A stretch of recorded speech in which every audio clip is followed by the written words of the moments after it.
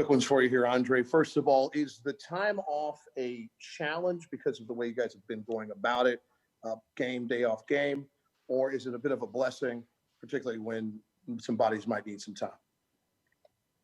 Well, you look at it both ways. If you, you just got to look at it. That's how the NBA schedule goes.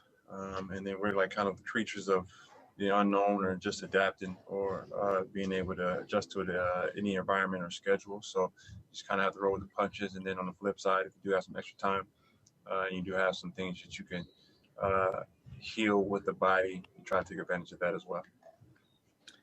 As it pertains to the thing that this defense takes pride in most, taking care of the paint first. First, how disappointing was the result of what Boston accomplished in Game 3, and then how much did that wake up the idea of what needs to be done? Yeah, well, they did a really good job of getting to the triggers early and making their adjustment and executing their adjustment well. So, as you've seen before, the series become a matter of adjustments and counters, and then counter to counters. It's kind of a game of chess. So we got to do a better job of imposing our will defensively with our principles and the things we're trying to do. Ira Winderman. Andre, first, I was just curious about an update on the back spasms that had you out at the end of Game 2. Was that a factor last game? Was it a factor in not playing the second half? Yeah, well, you're just trying to, same thing, trying to roll with the punches and understand that, you got some unknowns, and the body may not react as well as you would like. And one thing you don't want to be is a detriment to the team, and, just sticking through it and, being ready for whatever lies ahead for you. And then in last game, they tried to park to a degree Enes Kanter during his brief stint on you defensively. We saw Kemba on Jay Crowder. You've been through this all the time with all your trips to the finals. How important is it, the adjustments to the adjustments, when you get into a Game 3, Game 4, Game 5 of a playoff series?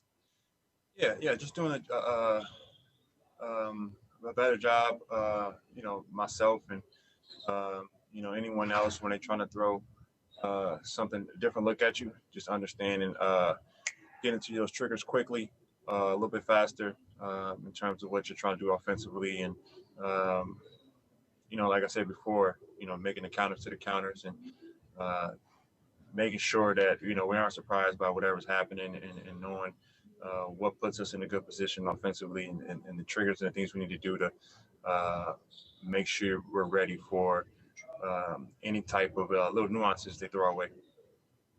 Rebecca Harlow. Yeah, Andre, it's been clear that, in addition to the talent and the versatility, that the true chemistry that is on this team has been a strong point. The further along that you get in this playoff run, how much does that chemistry truly matter, and how are you seeing that pay off now at this point? Yeah, that's important for all championship teams, to having that chemistry, especially on the court. Probably the only good thing about, being in a bubble is getting a little bit closer ties to the guys. That's all you have to rely on. The brain goes through a lot of different things, and in turn that might help you, when you're out there on the court, in those tough situations, you're spending more and more time with each other on the court, off the court. So you kind of really get a good read on your teammates, whether they having a good game or they having a bad game, knowing how to respond to them, know how to pump them up. All those little things are part of that chemistry that, they don't show up in the stat sheet, don't show up in analytics, but it really helps you interact with one another as the game's going on, even when you're on the bench, talking about the game and how you can help each other. Tyler and Duncan both have told me how much you've meant to them, how much you've helped them in such a short amount of time. I mean, what has it been like for you to come in at this point, be able to make such a fast impact? How have you enjoyed that relationship with those young players specifically? Yeah, well, I've seen a lot. I had really good vets, so very appreciative of what it's like to have a good veteran teammate, and just trying to do the same thing for my guys. And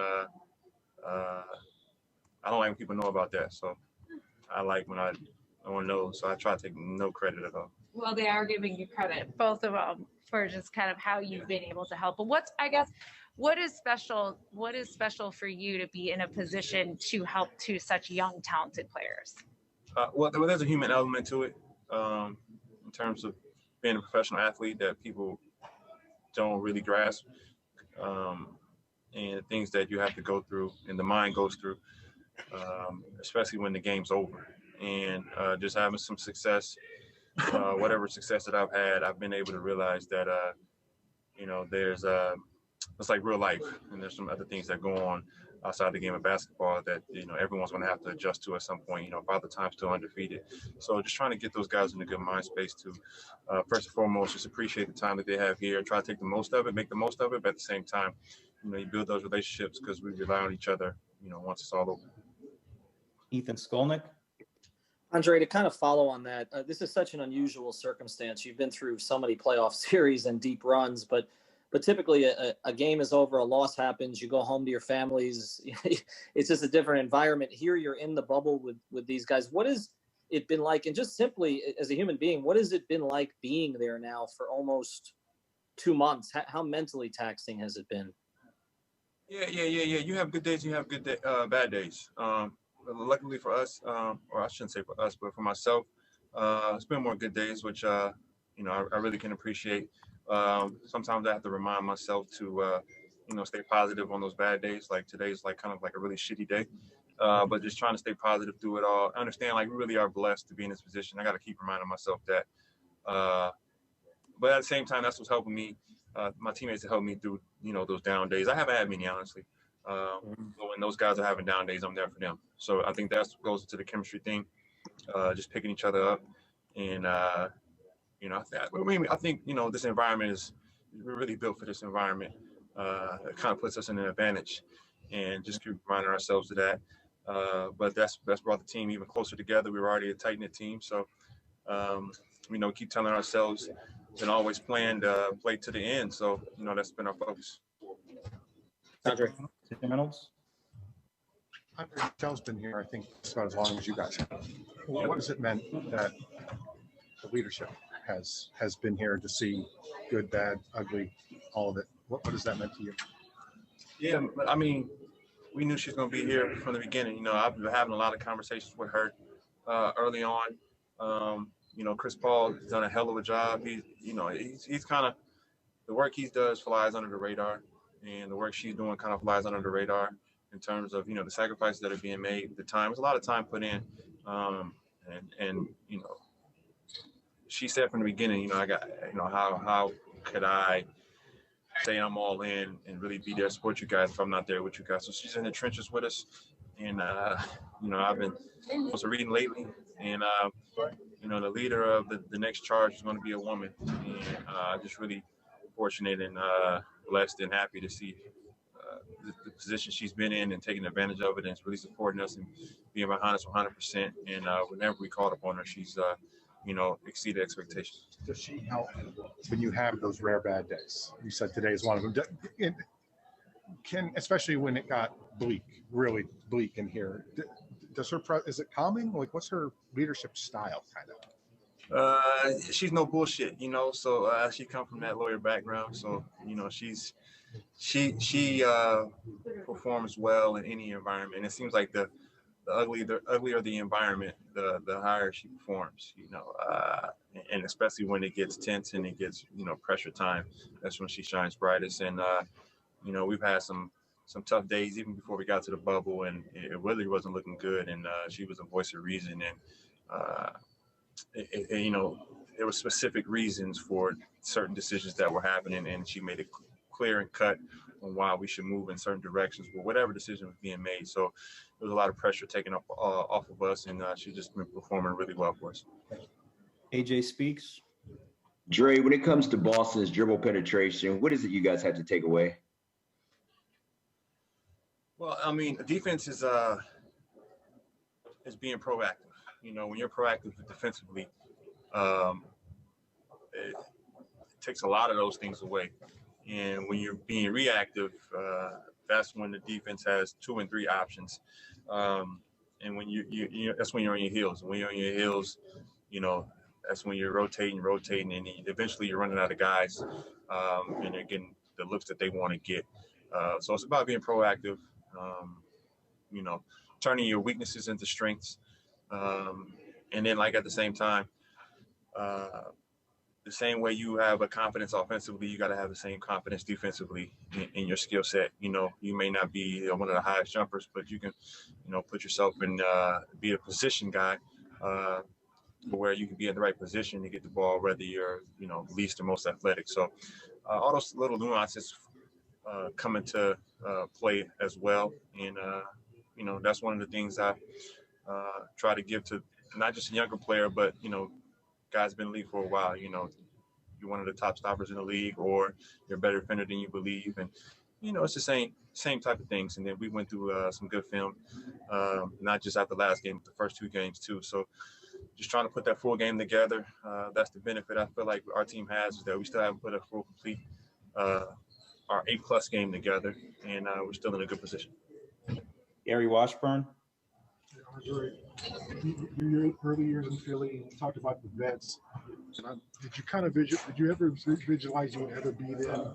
Usually when you're 21 and you look at 32, you're like, I'll never get there. That's, you know, light years away. And now you're that guy. And players are saying, oh, I played with you on NBA 2K. And when you were in the so how do you take all that in when you get older in this league and the culture changes from the younger guys and you kind of have to accept it?